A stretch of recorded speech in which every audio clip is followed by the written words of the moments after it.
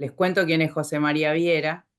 José María Viera es licenciado en Relaciones Internacionales, es máster de la Universidad Politécnica de Torino en Italia, es director ejecutivo de la Alianza Internacional de Discapacidad, es director regional para América Latina del proyecto, bueno, disculpen mi inglés, Disability Right, Promoción Internacional, que es auspiciado por la Agencia Sueca de Cooperación y por la Universidad York en Canadá.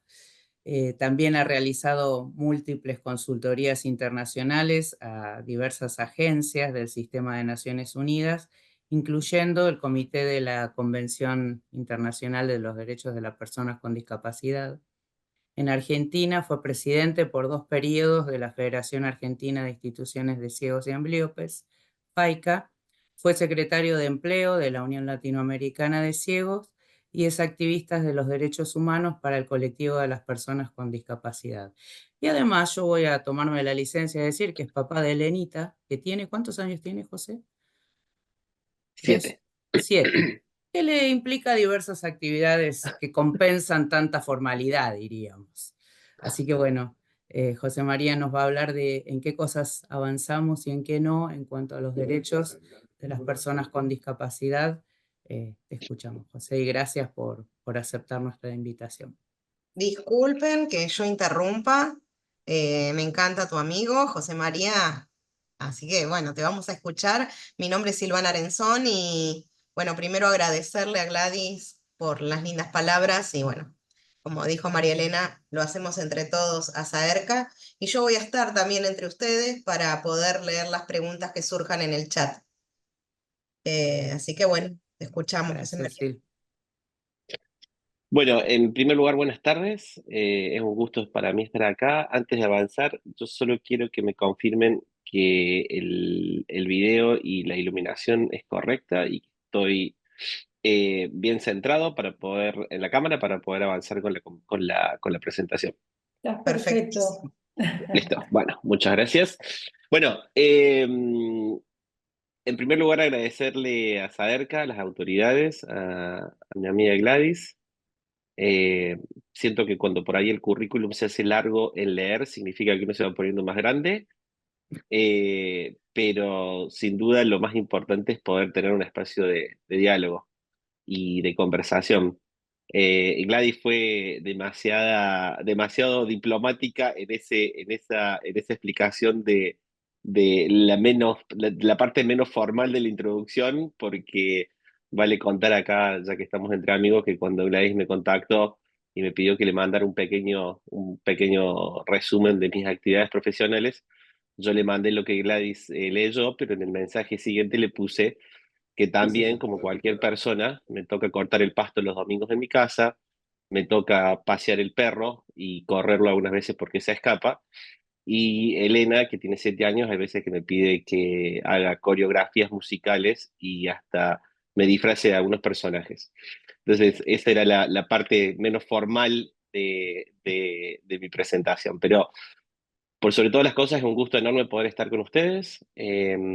Yo creo que más que una conferencia, lo que vengo a proponer es un diálogo en el que vamos a por unos minutos y de manera inicial recorrer algunos pensamientos que por sobre todas las cosas no son mis pensamientos, pero en todos casos son pensamientos e ideas que yo he ido escuchando a lo largo de varios años y de varias personas con distintas realidades económicas, con distintas realidades sociales, con distintas realidades culturales, e intentaré en ese andar de compartir algunos pensamientos, incorporar algunas opiniones que sí son de carácter personal y que no representan ni la visión de la organización que me convoca a presentarla, ni de la organización para la que yo trabajo, sino están más bien enmarcadas desde una experiencia de vida y algunos años recorridos en este mundo de la discapacidad. Cuando preparaba hace ya unos días la charla, me preguntaba cuáles son, en primer lugar, los elementos que podríamos incorporar si tuviéramos que tomar una foto de hoy con respecto a la inclusión de las personas con discapacidad y los derechos de las personas con discapacidad. Entonces vamos a tratar de dibujar juntos, de ilustrar esa foto, que más que foto espero que sea un video, porque sin duda tiene que estar en movimiento y no tiene que ser una cuestión estática. El primer elemento que para mí es importante es hacer un poco de cuentas y animarse a ser crítico y constructivo al mismo tiempo de qué hemos logrado después de ciertos hitos muy importantes. Porque lo primero que quizás haya que decir cuando le incorporemos este primer ingrediente al video que yo decía hace rato como analogía, es que el sector de las personas con discapacidad, y cuando digo sector de las personas con discapacidad, incluyo, y lo vamos a tocar en algunos minutos, a todos los actores, en primer lugar a nosotros, las personas con discapacidad, y a los diferentes actores que van jugando un rol importante en la vida de las personas con discapacidad.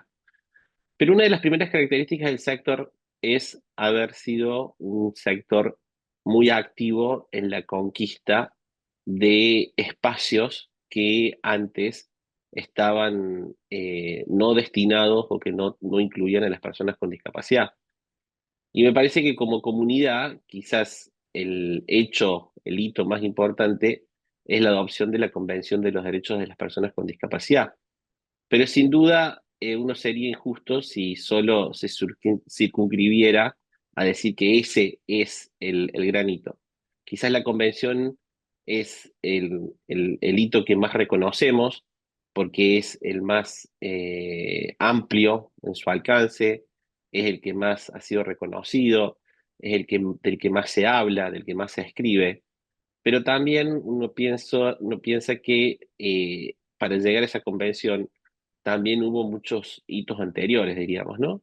Hitos en relación a cambiar la forma en la que percibimos y nos percibimos como miembros de la sociedad. ¿Mm? Pero bueno, pongamos, y creo que esto lo hace cualquiera, en cualquier presentación, a la convención como uno de los elementos fundamentales de este video, de esta receta que estamos tratando de entender cuando queremos ver la realidad de hoy, diríamos, ¿no? Pero también yo creo que hay algunos otros factores, algunos otros hitos que es importante incorporar. El que sigue me parece que es menos conocido, quizás menos popular, diríamos, ¿no? Y que tiene que ver con lo que ha venido a ser una agenda de desarrollo, una agenda de desarrollo que ha tratado de ser inclusiva y que para nuestros países y para nuestro país en particular ha sido el motor para empezarse a replantear cuestiones relacionadas a la educación, el empleo, a la rehabilitación. Si vale como nota técnica, me estoy refiriendo a a la Agenda de Desarrollo Sostenible, pero que en definitiva en esos objetivos de desarrollo sostenible uno podría encontrar sin duda un avance mucho más comparado con la previa Agenda de Desarrollo Sostenible en referencia a las personas con discapacidad. En definitiva, lo que estoy queriendo decir es que en ese segundo hito, que es la Agenda de Desarrollo Sostenible, las personas con discapacidad sí hemos estado referidas, sí hemos estado incluidas, sí hay referencias, hay 16 referencias en los objetivos, 11 referencias en los indicadores globales de desarrollo y un montón de otros datos que uno puede fácilmente encontrar en Internet, pero que lo importante de rescatar es que en esa agenda las personas con discapacidad estamos incluidos. El tercer elemento que para mí es muy importante en este video que vamos a tratar de construir entre todos es también entender hasta qué medida los estados, y en particular el argentino, ha interpretado y aplicado, y cuando digo interpretado y aplicado, también debiera incluir el monitoreado, la Convención de los Derechos de las Personas con Discapacidad, ¿sí? Yo creo que cualquier Estado, como lo indicaba y como lo prescribe la Convención, tenía que desarrollar un mecanismo de implementación y un mecanismo de monitoreo. Y en la Argentina, en los últimos años, ese mecanismo de implementación, ese mecanismo de monitoreo, también ha jugado un papel importante en esta lista de hitos que estamos tratando de construir. Pero yo hace unos minutos decía que sería injusto si solo pareciera que contáramos la historia a partir de la convención, porque para llegar a la convención también existieron muchos otros hitos, que no creo que sea válido definir estos hitos más de manera formal, como la convención, como la agenda de desarrollo, sino más bien como cambios de paradigma, diríamos, ¿no? Y acá voy a entrar quizás en otro ingrediente de la mano de estos hitos que para mí es importante. Yo creo que el primer hito menos formal, preconvención, es haber transitado y haber dejado atrás ese concepto tan arraigado que era que las personas con discapacidad teníamos que ser corregidas para ser incluidas o integradas a una sociedad, ¿no? Entonces, me parece que ese paradigma que algunos técnicos se animan a ponerle el nombre de modelo médico, que a algunos otros sociólogos les gusta definirlos más como el modelo de calidad de la discapacidad, yo creo que de una forma bastante fácil para poderla entender es ese modelo en el que nosotros identificamos un individuo que no cumplía con ciertos parámetros que la sociedad imponía y no solamente están relacionados a la discapacidad, pero cuando detectábamos ese individuo que no cumplía con los parámetros, lo que había que intentar hacer era corregir ese agente, ¿sí? Porque entendíamos que vía la corrección uno podía incluirse a una sociedad. Entonces, ese cambio que algunos le llaman el cambio de paradigma o el cambio del modelo médico al modelo social de la discapacidad, básicamente es el hito que quizás ha sentado las bases para todo lo que estaba hablando yo recién con respecto a la convención, a la agenda de desarrollo, etcétera, etcétera. Es haber dado el paso y haber dejado atrás ese mundo de corrección del individuo para entender que lo que había que modificar y lo que había que de alguna manera, siendo un poco más extremista en la interpretación, corregir, era una sociedad que no estaba preparada para incluir a la diversidad expresada en la multiplicidad de individuos que forman cualquier sociedad. Entonces, ese hito que llevó muchos años, que llevó muchas discusiones, que aún persiste en muchos de los espacios en los que nosotros estamos.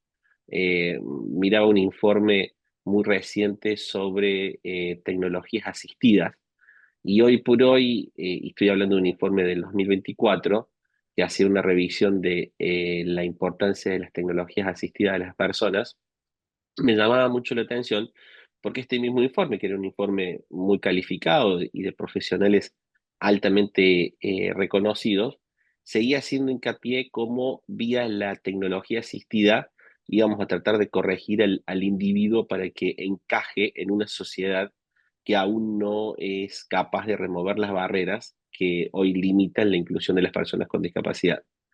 Y me parece que hay algunas cuestiones, y soy absolutamente consciente de estar saltando de atrás adelante y de adelante hacia atrás, pero creo que es bueno traerlo.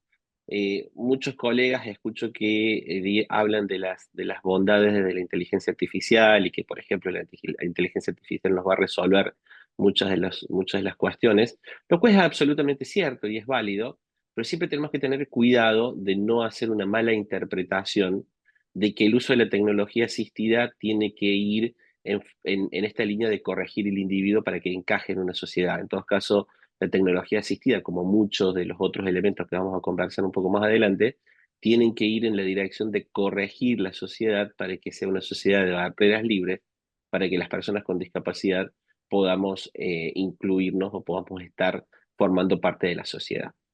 Pero volvemos a los hitos, preconvención, este paso del modelo médico al modelo social de la discapacidad, para mí viene acompañado con otro elemento u otro hito que forma parte de este anecdotario que tratamos de construir para dibujar la foto, diseñar este video que yo decía al principio, y que tiene que ver justamente con una reinterpretación de la persona con discapacidad como decisor de su propio destino o como decisor y elector de sus propias decisiones. en esto de transitar este camino que abandona o que intenta dejar atrás la intención de tener que corregir el individuo y empieza a ser más consciente de que lo que hay que corregir es la sociedad, nosotros como personas con discapacidad empezamos a tener mucha más conciencia que eso era posible siempre y cuando nosotros nos pusiéramos en el centro de esa agenda de cambio, digamos. Entonces, esa centralidad de las personas con discapacidad que rompe con la marginalidad de las personas con discapacidad, que uno podría, si se quiere, usando los 140 caracteres de Twitter o algo, o alguna herramienta de las medios sociales, de social media, podríamos decir que se resume en este eslogan muy usado: nada sobre nosotros sin nosotros, pero tiene que ver con esto de traer a las personas con discapacidad, a traernos nosotros, las personas con discapacidad, desde la marginalidad a la centralidad de la agencia de la inclusión, de la agenda de inclusión de las personas con discapacidad. Este me parece que es otro hito muy importante que genera sin duda mucha controversia, que genera una ruptura de paradigma, que genera una ruptura en la forma en la que interactuamos las personas con discapacidad con los otros actores involucrados en el sector, pero que en definitiva resume la idea de hacerse cargo de la agenda de inclusión por parte de las personas con discapacidad. Estoy absolutamente seguro que los profesionales que están hoy en esta sala virtual tienen mucha más experiencia en terreno que la que yo puedo tener con respecto a esta traer de la marginalidad a la centralidad, pero si se me permite, un poco en mezcla desde lo laboral, pero también desde la experiencia personal, tiene que ver con esto de la importancia de poner a la persona con discapacidad en el centro y de que quizás los otros actores que hasta entonces estaban en el centro empiezan a orbitar alrededor de las personas con discapacidad sin que esto sea o implique tener menos importancia, tener menos poder, tener menos influencia, sino que es, si se quiere, una redistribución de la centralidad de los roles y una redistribución de las responsabilidades de todos los actores involucrados en el sector de las personas con discapacidad. Entonces, uno podría decir que entre estos hitos preconvención, hemos hablado un poco del cambio de paradigma, hemos hablado de la centralidad de las personas con discapacidad, y me parece que el último hito que yo quisiera marcar es la importancia de las instituciones que aglutinan a las personas con discapacidad. Las organizaciones de personas con discapacidad, en este transitar de estos nuevos paradigmas, comienzan a ser no solamente esas organizaciones a las que las personas con discapacidad recurríamos para que nos presten servicios que el Estado no prestaba, sino se transforman en organizaciones que básicamente trabajan por la incidencia de la inclusión de las personas con discapacidad. Y muchas de esas organizaciones, que son en su mayoría, porque así lo define la Convención, organizaciones de personas con discapacidad lideradas por personas con discapacidad, tejen redes con aquellas otras organizaciones que también poco a poco se van transformando de aquel viejo modelo de la prestación del servicio a organizaciones que inciden por la inclusión. Está claro que hoy por hoy no hemos podido, y eso no lo hemos podido hacer porque los estados aún no cumplen con todas sus obligaciones. Nuestras organizaciones, en su gran mayoría, siguen prestando servicios, siguen teniendo ese componente de prestación de servicios, pero claramente han avanzado y se enfocan más en la incidencia. Y lo interesante, si se quiere, de la desafortunada situación en la que los estados aún no prestan todos los servicios que deberían prestar, es que estas organizaciones continúan prestando servicios, pero hoy lo hacen mucho más consciente de estos hitos que hablábamos anteriormente: la centralidad, el cambio de paradigma. Es decir, ahí, si se quiere, de lo poco afortunado que es tener que seguir recurriendo a organizaciones para que presten servicios porque los estados no lo hacen, la oportunidad de que estos servicios son mucho más acordes al modelo social de la discapacidad y mucho más acordes a los derechos de las personas con discapacidad. Pero Cerremos acá, si se quiere, el primer capítulo de esta serie de algunos capítulos y que tiene que ver con cuál es la foto de hoy de las personas con discapacidad. Uno podría decir que tenemos muchos hitos, sí, que han sido bastante disruptivos, sí, que hemos logrado vía esos hitos usarlos como vehículos para incorporarnos a otras agendas y a otros espacios que antes no lo teníamos, sí, que hemos sido capaces de tejer las nuevas redes o las viejas redes, pero con otros hilos, para construir un tejido social mucho más centrado en la persona con discapacidad, sí, pero estos hitos, sin duda, y eso nos va a dejar abierto para el próximo capítulo, esos hitos no han, si se quiere, resuelto, como nosotros esperábamos, la inclusión de las personas con discapacidad. Uno podría resumir el capítulo 1 diciendo, hemos construido y hemos avanzado en construir un momento de inclusión, pero la pregunta que nos tenemos que hacer es, ¿qué tanto de ese momento que hemos construido ha impactado positivamente en las personas con discapacidad, generando un cambio sostenible y un cambio ajustado a los derechos de las personas con discapacidad? Con eso vamos a avanzar, si se quiere, al segundo capítulo de nuestra serie, y vamos a tratar de responder justamente por qué no hemos avanzado desde los hitos que hemos conseguido colectivamente a un impacto más sostenible. En primer lugar, uno podría decir que sería injusto con nosotros mismos, sería injusto con todos los que estamos acá, decir que no se ha avanzado.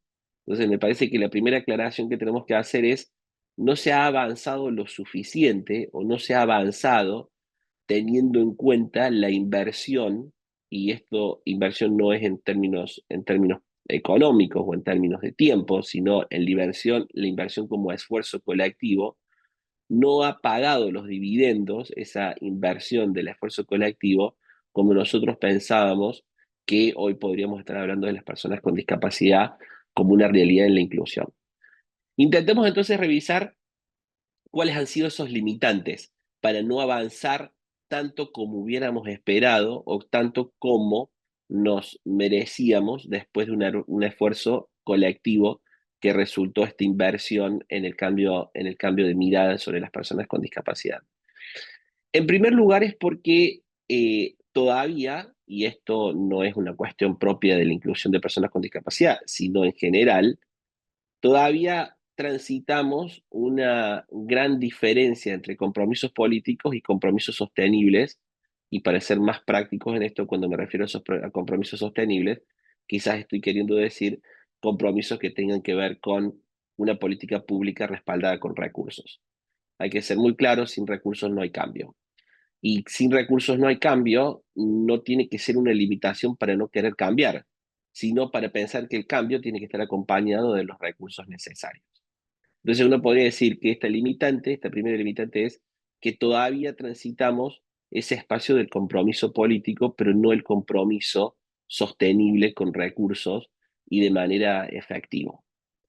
En segundo lugar, creo que uno de los grandes limitantes es que en esta intención de ocupar espacios, de traer de la marginalidad a la centralidad a las personas con discapacidad, hemos tenido que aprender en el camino cómo es hacer incidencia, cómo es trabajar en el cambio de paradigma. Los cambios de paradigmas, los movimientos sociales, llevan años trabajando, y esto lo podemos aprender mucho de otros movimientos sociales, como el movimiento feminista o como otros movimientos sociales, que llevan años trabajando en cómo generar un cambio de paradigma. Nosotros creo que fuimos muy efectivos en esa inversión colectiva de romper paradigmas y cambiar cuestiones, pero de alguna manera el costo escondido, el efecto secundario de eso, es que lo hicimos muy rápido y que de alguna manera llegábamos a adolecer de ese conocimiento de cómo hacerlo de manera sostenible.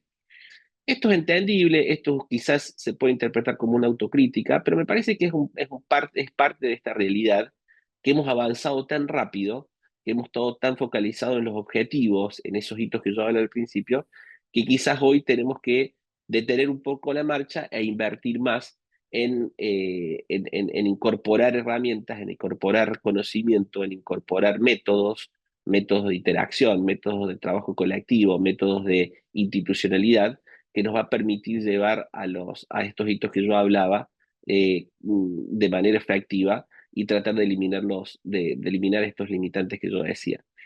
En resumidas cuentas, lo que estoy diciendo en relación a este limitante que yo decía, es que de alguna manera la inclusión de las personas con discapacidad, por más que en años lleve varios, ¿sí?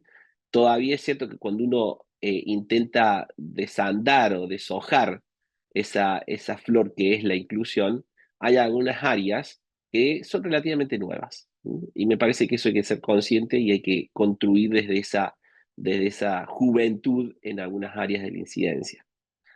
La segunda limitante que para mí es muy importante es que no hay, o hay muy poco, la idea de la importancia de medir progreso. ¿Mm? Medir progreso no porque tengamos que tener un objetivo, no porque tengamos que ser numéricos al momento de decir cuántas personas con discapacidad incluimos para decir si hemos sido exitosos o no, pero entendido el progreso como el transitar del punto A al punto B. Entonces, yo creo que esa limitante de que no hemos hecho inversión colectiva, vuelvo a reiterar, no quiero no quiero que se interprete la inversión como una cuestión economicista, sino del esfuerzo colectivo, no hemos hecho mucha inversión en esto de medir progreso. Hay algunos muy buenos ejemplos, hay algunas muy buenas prácticas, pero cuando uno tiene esa visión holística, el medir progreso me parece que es hoy una tarea pendiente. En próximo lugar, yo creo que uno de los grandes limitantes es que todavía seguimos hablando entre nosotros, todavía seguimos operando en un círculo en el que todos nos conocemos, en el que todos estamos convencidos de la inclusión, en el que todos estamos alineados más o menos atrás de un común objetivo, en el que todos tenemos una visión más o menos común, más o menos horizontal, más o menos transversal de qué significa la inclusión, pero que todavía no hemos logrado saltar esos muros de este pequeño espacio que es el sector de las personas con discapacidad. Y eso se ve muy claramente cuando uno mira otras agendas. Y otras agendas me refiero a un Estado. La agenda de cuestiones, no sé, relativas a la vivienda, relativas a la urbanización, relativas a la salud, relativa a la estadística de personas con discapacidad. Es decir, yo siempre me gusta conversar y una de las preguntas cuando converso con las organizaciones de personas con discapacidad es ¿cuántas veces en el último año han interactuado con organismos directamente relacionados a la discapacidad y cuántas veces han interactuado con organismos que no tienen nada que ver con la discapacidad, pero que han llevado a una cuestión como organización de personas con discapacidad relacionada a las personas con discapacidad? Y la respuesta siempre es común, siempre es muy clara. Hay una gran tendencia a seguir hablando eh, desde y con los órganos de personas con discapacidad y bastante poco en hacerlo fuera del círculo en el que conocemos. Es natural, es una condición, yo diría que casi humana, de siempre hablar y en la zona de confort, pero me parece que esa visión holística que teníamos cuando nos sentamos a pensar y concretamos los hitos, tiene poco de zona de confort. Al contrario, tiene mucho de vamos por más, vamos a tratar de salir de nuestra zona de confort para poder traer de la marginalidad a la centralidad las personas con discapacidad. La última limitante, y con esto si se quiere cerramos el segundo capítulo, tiene que ver con la falta de interactuar con otros movimientos sociales. Las personas con discapacidad, y cuando digo las personas con discapacidad, yo interpreto en el más amplio de los conceptos. Incorporo a los profesionales, incorporo a a los tomadores de decisión, incorporo a las familias, incorporo a las personas que forman parte de una comunidad y que están relacionados a la inclusión de la persona con discapacidad. El universo de personas con discapacidad me parece que todavía tiene que tenemos que aprender a interactuar con otros movimientos sociales. Hay muchos otros movimientos sociales que no son inclusivos de las personas con discapacidad, por lo cual nos estamos perdiendo de una enorme masa de acciones y de oportunidades. Y por otro lado, esos movimientos sociales podrían ser utilizados, y quizás con esto me estoy adelantando un poco al siguiente capítulo, podrían ser utilizados como trampolines, como vehículos para salir de esa zona de confort y, como decía hace unos minutos, hablar no solo ya con los órganos de personas con discapacidad, sino con otros organismos de personas, con otros organismos que no tienen que ver con las personas con discapacidad. Entonces, hemos llegado al fin del segundo capítulo.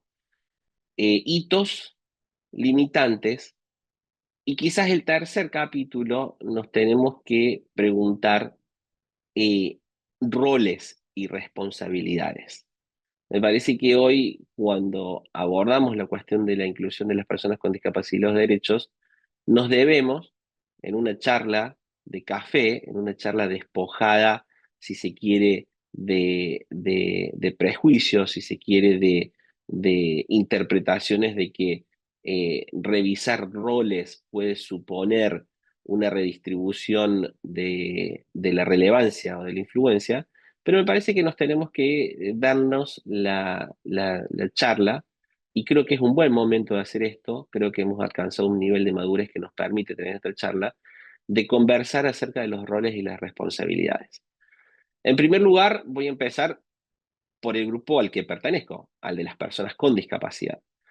Creo que las organizaciones de personas con discapacidad, que son estos elementos aglutinadores de nosotros, el colectivo de personas con discapacidad más específico, tenemos que hacer una autocrítica, tenemos que entender que estas organizaciones fueron concebidas por la falta de presencia del Estado, pero que estas organizaciones tienen que ser modernas, que estas organizaciones tienen que incorporar visiones distintas, que estas organizaciones tienen que democratizarse, que estas organizaciones tienen que aprender la natural evolución de la persona con discapacidad, y que tiene que haber alternancia, que tiene que haber incorporación de una perspectiva de género, que tiene que haber incorporación de una perspectiva de juventud, que tiene que haber una incorporación de lo que uno podría denominar la interseccionalidad de la discapacidad con otras características identitarias de cualquier individuo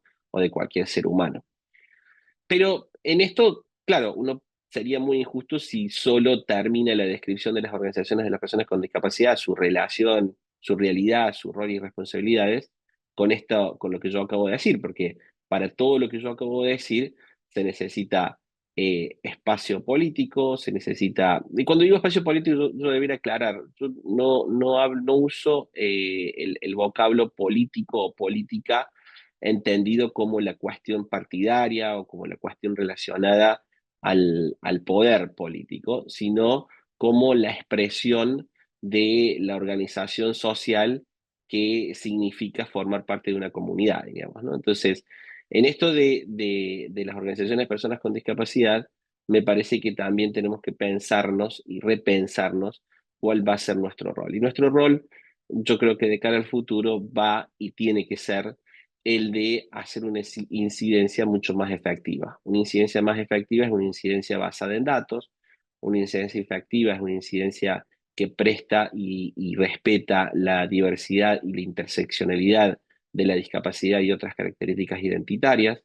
Una incidencia efectiva es una incidencia que escucha, una incidencia efectiva es una incidencia que es capaz de incorporar la diversidad, particularmente en un país tan diverso como el nuestro, diversidad geográfica, diversidad cultural, diversidad económica, diversidad social.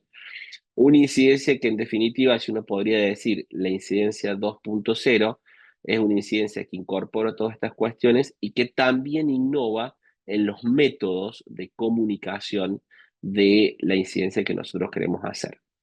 Pero en esto de roles y responsabilidades, uno también tiene que no solamente, y es bueno empezar por casa, las organizaciones de personas con discapacidad a las que yo pertenezco y en las que yo siempre he estado, pero también desde las organizaciones de personas con discapacidad, me parece que uno podría, en este acto de madurez, hacer una reflexión o invitar a la reflexión de cómo las organizaciones de profesionales, como la que hoy nos convoca, juegan un papel importante en entender, y lo decía al principio, en este juego de orbitar alrededor de las personas con discapacidad como punto central de la agenda de inclusión, diríamos, ¿no? Entonces, me parece que organismos como este que nos convoca hoy, que tiene una absoluta trayectoria, que hay que decirlo, si hoy estamos hablando de esto es porque muchos de los profesionales que crearon esta organización que nos convoca hoy y otras tantas en la Argentina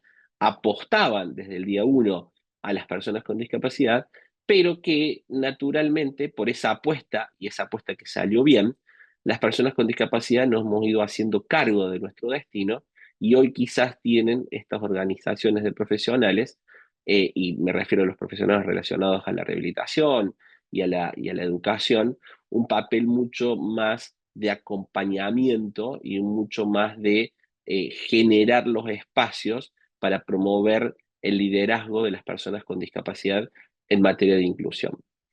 En esto de pensar roles y responsabilidades, uno no podría concluir el capítulo sin entender o animarse a describir el rol del Estado.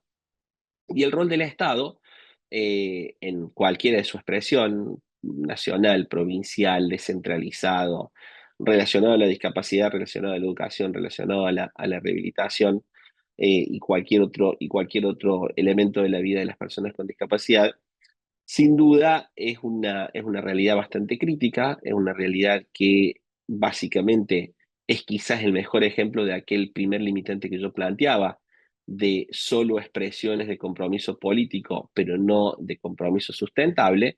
Y me parece que ese rol tiene que cambiar y nosotros somos los que debiéramos hacer al menos el ruido suficiente para que ese rol del Estado, que hoy está anclado en ese limitante de ser solo compromisos políticos, pero no compromisos sustentables o no compromisos de cambio, siga persistiendo y de alguna manera se vaya cada vez más consolidando en diferentes cuestiones de la inclusión.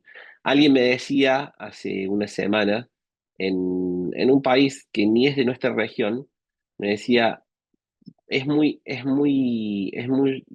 choqueante saber que todavía cuando queremos trabajar por la inclusión y pensamos, no sé, cualquier iniciativa, inclusión, detección de personas con discapacidad de edad temprana, en lugar de pensar en la persona con discapacidad primero, los estados dicen, bueno, vamos a crear un programa, pero primero vamos a crear una secretaría para que trabaje este tema, vamos a incorporarles recursos, vamos a designar un responsable, vamos a crear cargos, vamos a crear cargos técnicos, vamos a crear un estudio de factibilidad, un estudio de factibilidad, un estudio de análisis de término medio, un estudio de análisis final. Y después de todo haber trabajado eso, que si queda algo de tiempo, si queda algo de recursos, si queda algo de voluntad, vamos a pensar justamente en el motivo inicial que era la detección temprana de la discapacidad como motivo original de esa iniciativa, digamos. Entonces, esa, llamémosle, supraburocracia que forma parte de la limitante del compromiso político a la acción, me parece que es un rol y una responsabilidad que el Estado tiene que asumir. Yo no sé si en esta sala hay representantes de estos organismos estatales, pero me parece que es una invitación respetuosa a pensar, a repensar cuál es el rol y la responsabilidad que se tiene en relación a la inclusión de las personas con discapacidad. Por último, yo sería estaría violando mis principios si en esto de nombrar los grupos de intereses o los organismos no le dedicara un párrafo a la cuestión de la salud o a la cuestión de los organismos relacionados a la salud y a los médicos, porque creo que el mundo de la salud nos debe y nosotros nos debemos una discusión mucho más profunda. Por eso me parece muy oportuno y la verdad que reconozco como una innovación y hasta diría como una innovación disruptiva cuando escuchaba las mesas, que una de las mesas sea salud y particularmente salud reproductiva, porque yo creo que cuando me refería a ese primer hito de abandonar el modelo médico al modelo social de la discapacidad, nosotros como colectivos de personas con discapacidad dejamos un poco de lado la salud. Quizás porque habíamos sido, quizás no, perdón, estoy absolutamente seguro, porque hemos vivido bajo mucha opresión, si se quiere, de la cuestión de la agenda de salud, de la agenda medicalizante de la discapacidad, que cuando encontramos y construimos el barco del modelo de la sociedad, de modelo social de la discapacidad, nos subimos a ese barco y el barco de la salud lo mirábamos de lejos. Lo mirábamos de lejos porque había causado bastante daño y lo mirábamos de lejos porque primero había muchas cosas para hacer y porque eso había sido algo que quizás queríamos olvidar y no nos ocupamos. Con el tiempo fuimos, llamémosle, reconciliándonos con el sector de la salud, con la cuestión de la salud, y me parece que no es cuestión menor, la pandemia del COVID nos hizo tomar conciencia a todo el mundo, pero en particular a las personas con discapacidad, que había que volver a acercarse a ese barco de la salud y tratar no solamente de ponerlo en buen destino, no solamente orientarlo en el buen destino, sino subirse y capitanearlo. Entonces, me parece que es absolutamente necesario en esto de redefinir los roles y responsabilidades, subirse al barco de la salud y capitanearlo, porque creo que lo hemos vivido todos, y esto es un comentario que surge mucho aún ya algunos años después de la pandemia, que parecía mentira que estados muy desarrollados, estados con muchos recursos, estados que habían incorporado la dimensión del modelo social de la discapacidad, tuvieran recomendaciones a personal de la salud en relación a privilegiar vidas de personas sin discapacidad por encima de personas con discapacidad, si había que tomar decisiones drásticas en relación a la pandemia, en relación a quién había que rescatar. Sin duda eso, y me parece, y yo sé que nos excede, si se quiere, la discapacidad visual, pero no podemos circunscribirnos solo a la discapacidad visual, pero eso de la mano de la institucionalización de las personas con discapacidad, las personas con discapacidad que viven en instituciones, son, si se quiere, los dos ejemplos más horribles de el divorcio que nosotros planteamos con respecto a la agenda de salud. Por eso un capítulo aparte y un reconocimiento a los organizadores por animarse a innovar de manera disruptiva en la cuestión de la salud. Cerremos entonces un poco el capítulo y si yo mal no recuerdo vamos por el tercero y con esto yo voy a tratar de ir formulando algunas conclusiones porque como decía al principio, a mí me interesa mucho más el diálogo, quiero escuchar más que hablar eh, y porque aparte Netflix nos enseñó que 4 capítulos son suficientes, no vamos a estar viendo una novela de todo un año. Me parece que el cuarto capítulo tiene que ver con cómo nos planteamos los próximos hitos. ¿Mm? Yo iniciaba esta charla con ese capítulo de hitos, pero a casi 20 años de la convención, y en respuesta a que hemos avanzado, pero no quizás lo suficiente que nos merecíamos después del esfuerzo colectivo que supuso el cambio de paradigma, me parece que la pregunta que nos va a animar a seguir adelante es ¿qué sigue de acá adelante? ¿Qué es lo que viene? ¿Cómo podemos transformar este andar de estos 3 capítulos que ha tenido sus más y sus menos, sus altos y sus bajas, sus cosas buenas y sus cosas malas, transformarlo en lo que Elena decía, esas utopías que alcanzadas se tienen que transformar en nuevas utopías y que en definitiva son el combustible que nos permiten seguir adelante? En primer lugar, me parece que entender que la inclusión es un proceso, no un fin, es lo que creo que nos va a permitir siempre mantenernos en pie, siempre mantenernos de cara al futuro, avanzar. La inclusión no tiene que ser una meta, no tiene que ser un objetivo de alcanzar X número en X años, ¿sí? Porque la inclusión es un concepto que se mueve permanentemente y que si hoy hablamos de la inclusión educativa, mañana tendremos que hablar de la inclusión laboral, pasado de la inclusión en relación a las cuestiones del calentamiento global, y el día siguiente la inclusión en las nuevas tecnologías, y el día siguiente en la inclusión de cualquier elemento propio de la vida de personas con discapacidad. En segundo lugar, mmm, creo que, y por eso reitero, estoy seguro que en estas mesas especializadas que van a tener mañana o más tarde hoy, se van a poder abordar es cómo seguir trabajando en los temas que tenemos que trabajar y que los tenemos que seguir trabajando porque no hemos llegado a alcanzar eso que queríamos, ¿sí? Pero hacerlo de una manera distinta e incorporar distintas dimensiones que quizás hasta ahora no hemos incorporado. Entonces, ¿qué quiero decir? Seguir con la agenda tradicional es necesario, pero en la agenda tradicional ver qué hay de nuevo o qué puede haber de nuevo, ¿sí? Es muy común, y yo creo que estas 5 mesas que ustedes planteaban o se plantean como hoy, son las mesas de cualquier reunión en relación a inclusión de personas con discapacidad.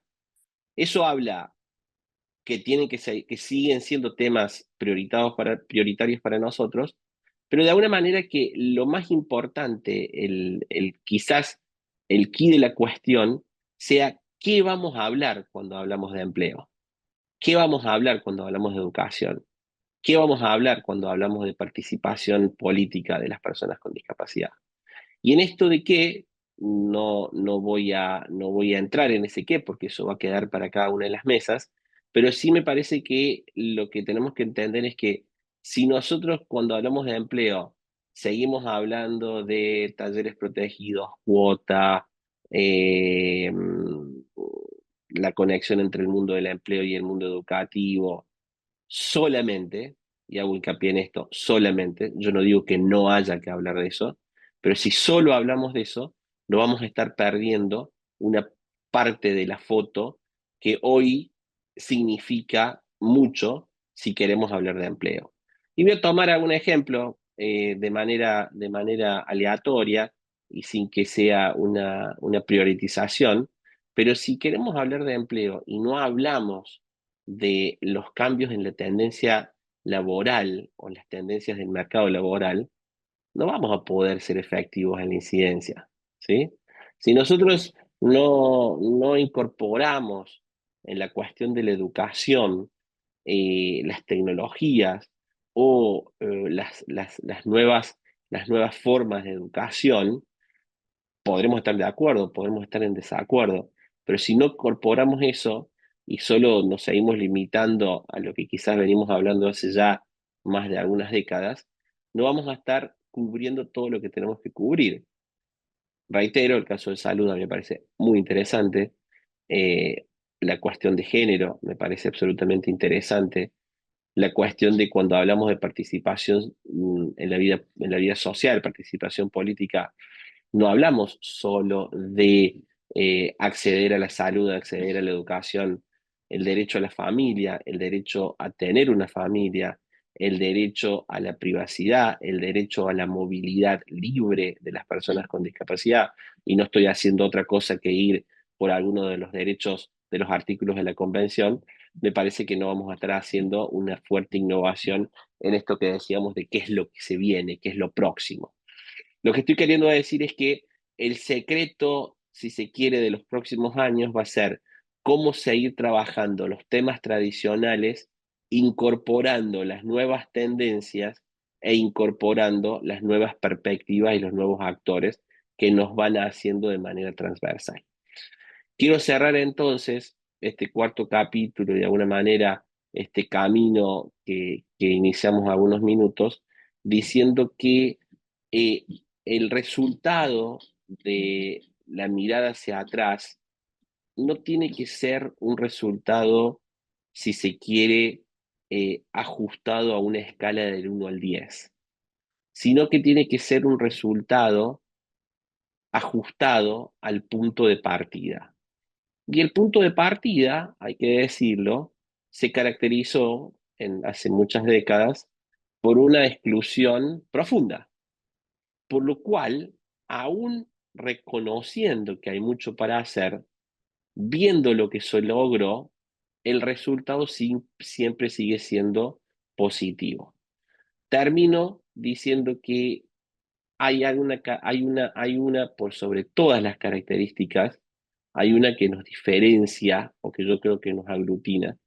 Somos un sector, somos un movimiento social, somos ese colectivo de personas con discapacidad que nos incorpora a todos, profesionales, tomadores de decisiones, investigadores relacionados a la discapacidad, personas con discapacidad, organizaciones, escuelas, ¿sí? Ese concepto amplio del colectivo. Somos un colectivo ambicioso y eso es bueno, ¿sí? Porque justamente ser un colectivo ambicioso es el que nos permite siempre empujar un poco la línea de llegada unos metros, pensando en esta circularidad, que la inclusión no es un fin, sino es un medio para que construyamos sociedades que no intenten corregir al individuo, sino que corrijan a las sociedades para que el individuo, sea con o sin discapacidad, pueda vivir en una sociedad libre de barreras. Yo con esto termino. Agradezco nuevamente la oportunidad de participar. Es un gusto siempre eh, hacer, eh, tener la posibilidad de participar en estas charlas. Espero que haya sido al menos un recorrido interesante del pasado, pero más importante aún, una mirada hacia el futuro. No creo tener calificaciones para responder preguntas de conocimiento, sino más bien para compartir algunas visiones y también escuchar por parte de los participantes. Muchas gracias.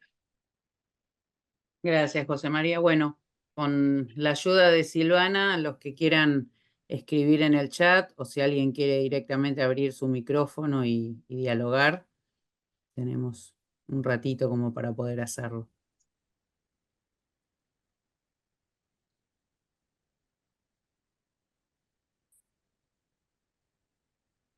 Yo creo que sí. Yo quisiera hacer me pareció muy interesante el concepto de compromisos sustentables, ¿no? Y en esto que José también iba trabajando a la vez el compromiso sustentable con los compromisos políticos.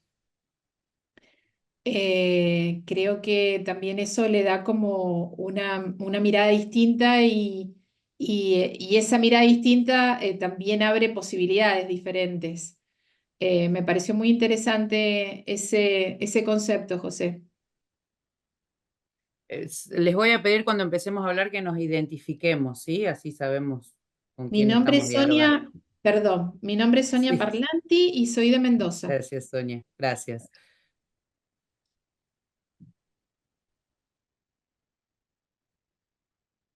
Bueno, no hay preguntas en el chat, pero yo sí voy a hablar.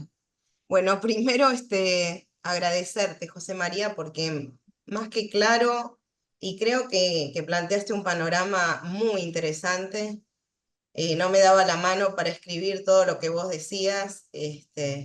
Armé mi propio PowerPoint, que por lo general los que vemos vamos presentando PowerPoint. Fue más que claro tu Power, de cuatro capítulos, y pensaba en el último capítulo y en el primero, ¿no? Creo que se pueden como unir, si me pongo a pensar, porque creo que es como un círculo, pensando en que es un proceso, teniendo en cuenta que me dedico a trabajar desde el área de la atención temprana, donde llega el bebé muy pequeño junto con sus padres, porque los bebés son compadres, entonces donde podemos empezar a trabajar poder pensar como protagonista a este niño que está construyendo su propio deseo para que sea constructor de su propio desarrollo, ¿no?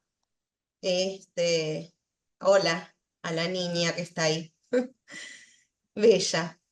Así que bueno, me parece que se une porque será quien luego pueda trabajar, seguir trabajando, como bien decís, no es la inclusión un fin en sí mismo. Será el propio protagonista, la propia persona con discapacidad y toda su familia que pueda ir construyendo, ¿no? Esta posibilidad. No es mágico, fenomenológico, sino que estamos toda la sociedad trabajando, deberíamos trabajar para esto. Sí, creo que estos 4 capítulos también nos dan un final como abierto y pensando en que tenemos que ir buscándole la vuelta a estos mismos temas que van a continuar siempre, pero incorporando las nuevas tendencias y buscando las oportunidades para ir metiéndose un poquito más, ¿no?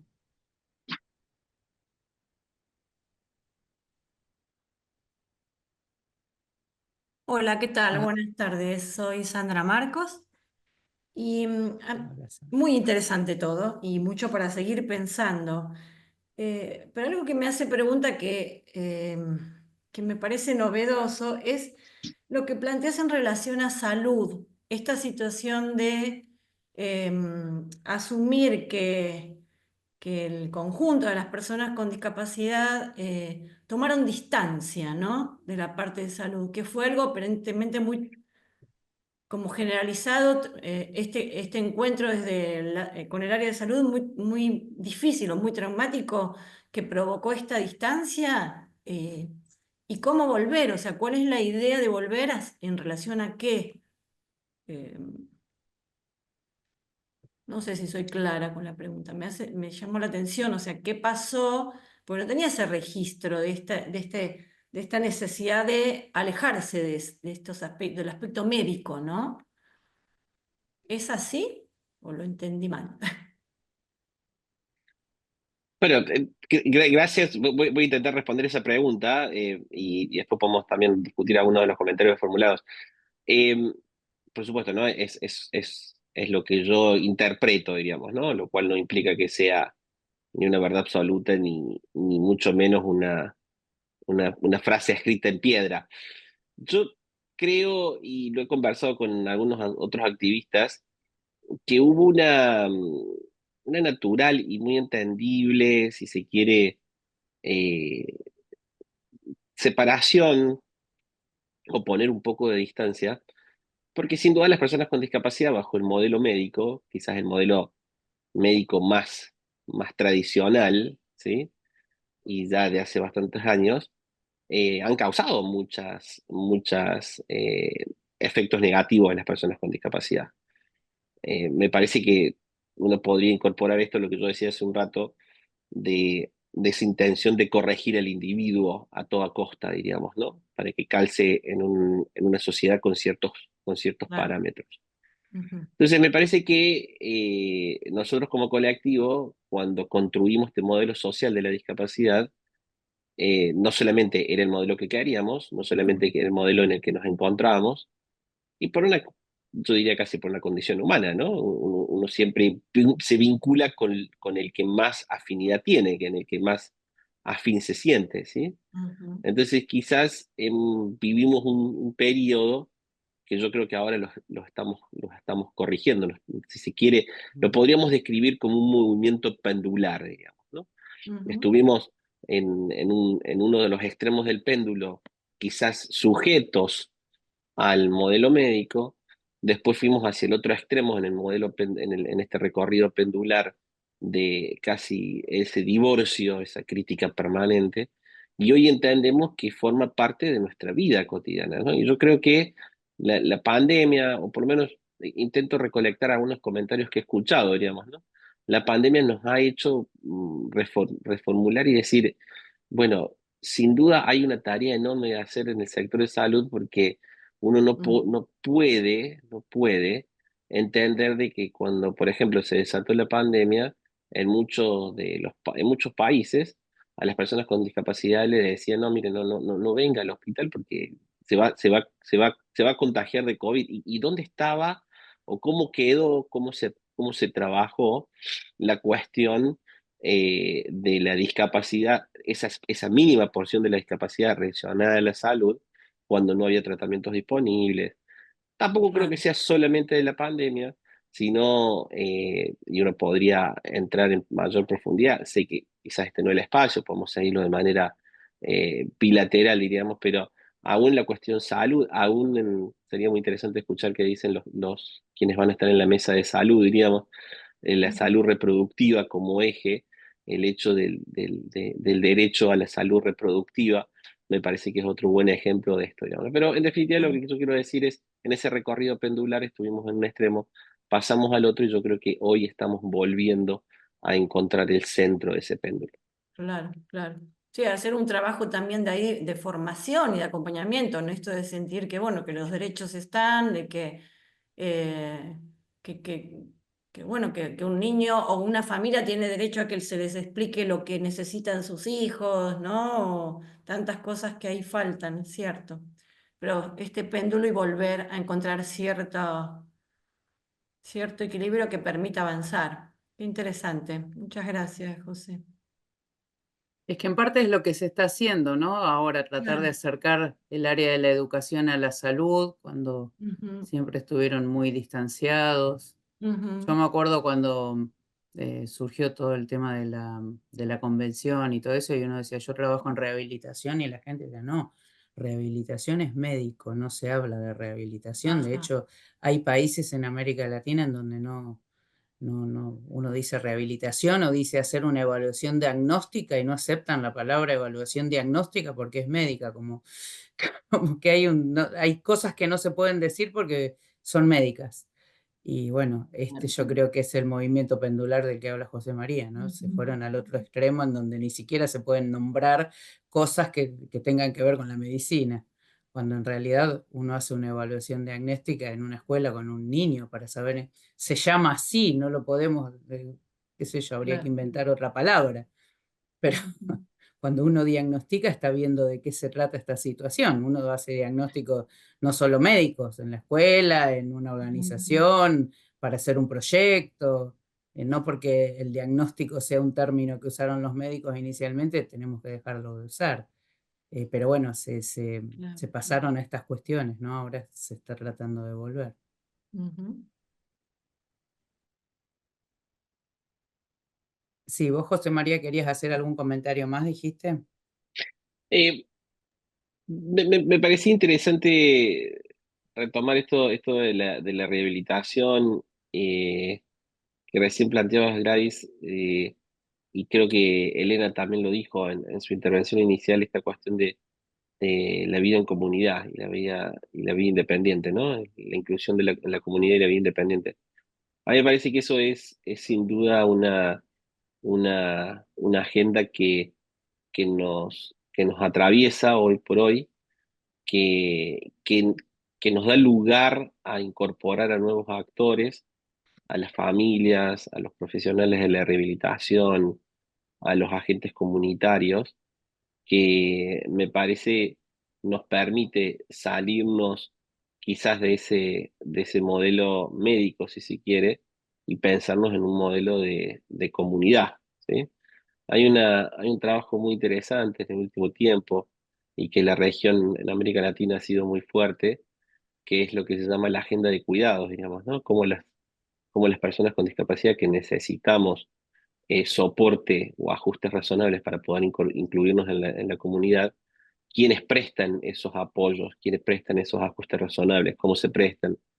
Hay un trabajo muy interesante, incipiente, ya no tan incipiente, no tan nuevo, pero quizás para algunos bastante, bastante nuevo, que tiene que ver, por ejemplo, en la relación entre la familia y la persona con discapacidad, cómo un miembro de la familia en algunas situaciones sacrifica su vida profesional, su vida laboral, por acompañar a la persona con discapacidad, por la falta de el Estado presente como proveedor de servicios de apoyo y proveedor de ajustes razonables.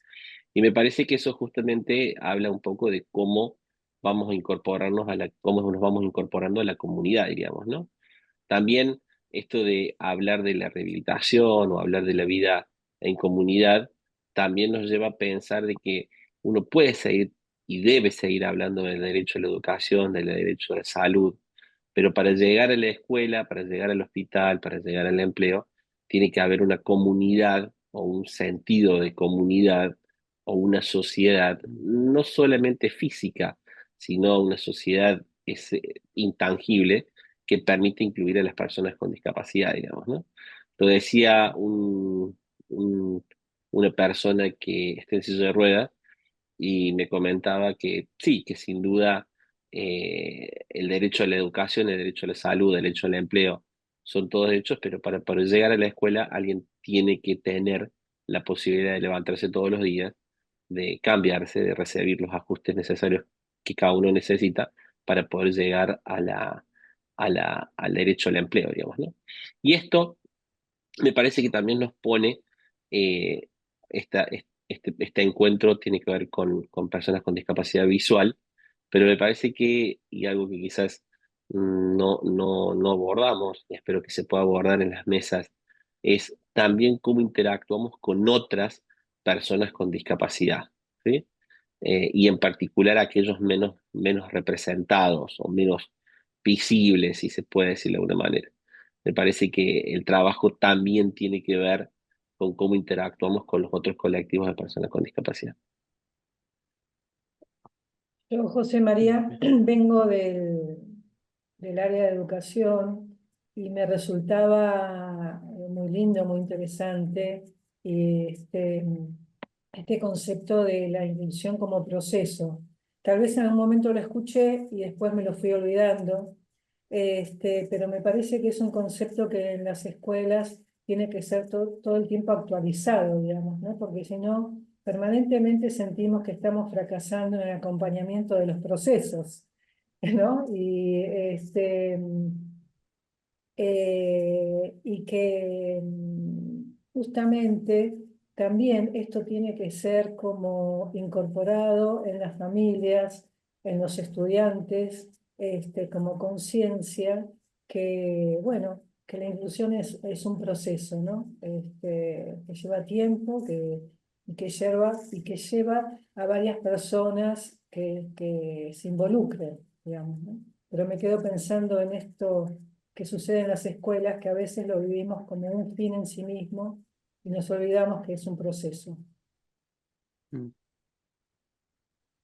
Sí, sí, no, sin duda, sin duda, sin duda.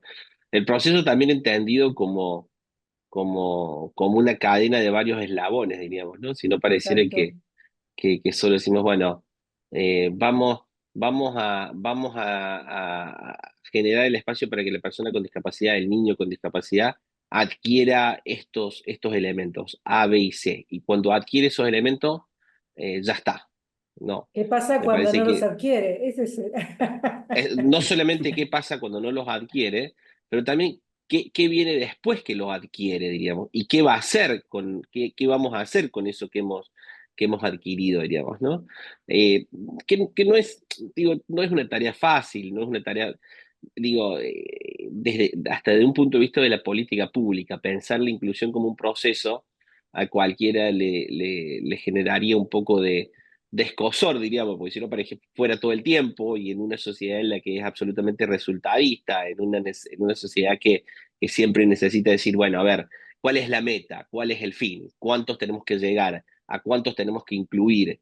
¿Sí? Hablar de procesos suele ser un poco más complicado y bastante más disruptivo, pero me parece que tenemos que ser conscientes de esta cuestión. En la concepción de la inclusión como proceso en movimiento, tampoco vamos a escondernos detrás del argumento del proceso como para no hacer nada, diríamos, pero entonces pensar en el proceso como ese permanente seguir en esa cadena que tiene muchos eslabones, que es la inclusión, diríamos, ¿no? Silvana, vos querías decir algo. Sí, no sé si es, bueno, como para terminar la frase que estaba hablando, diciendo de Susana Pereira, que comenta muy clara la exposición y también desafiante, ¿no? Un poco, bueno, creo que lo compartimos, Yo, es Sí, para lo seguir compartimos. pensando. Sí, sí. yo quería decir algo, ¿se escucha ahí, no? Sí, Sí, Carlos. Hola, ¿cómo andan? José, soy Carlos García. Eh, un comentario quería hacer, dos cositas que me quedaron dando vueltas, ¿no? Vos decías que somos un movimiento muy ambicioso, y es cierto. Estaba pensando esto de cómo, de los perfiles profesionales, ¿no?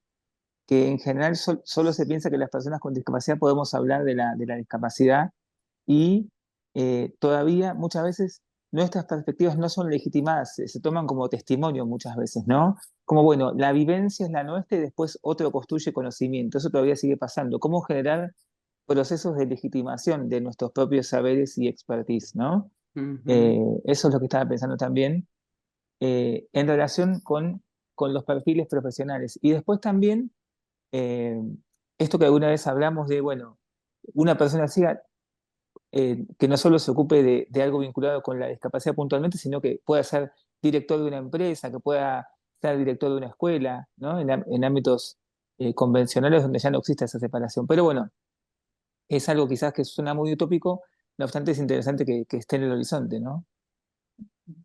¿Cómo Gracias, estás, Carlos? Carlos. En primer lugar, un gusto escucharte. Sin duda, sin duda, yo comparto, me parece que abrís una puerta muy interesante a muchas reflexiones. Eh, yo creo que la falta de personas con discapacidad en puestos de alta dirección, por ejemplo, o no solamente en alta dirección, en espacios no relacionados a la discapacidad, es una muestra de la tarea que todavía queda por hacer, diríamos, ¿no? Sí creo que hemos avanzado mucho en capitanear nuestro propio barco. Ahora quizás el desafío para las próximas generaciones es cómo, sin tener que ser el capitán, saltar a otros barcos y formar parte de la tripulación de esos otros barcos.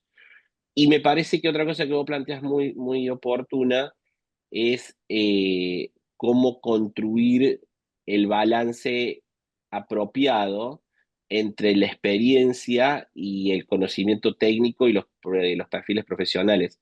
Yo creo que históricamente, y no sé, siento que cuanto más hablamos, más se alimenta esta idea del proceso. Siento que si uno tuviera que marcar tres escalones, ese primer escalón era de profunda exclusión. La receta para corregir esa exclusión es decir, bueno, nosotros las personas con discapacidad, por la experiencia personal, podemos aportar.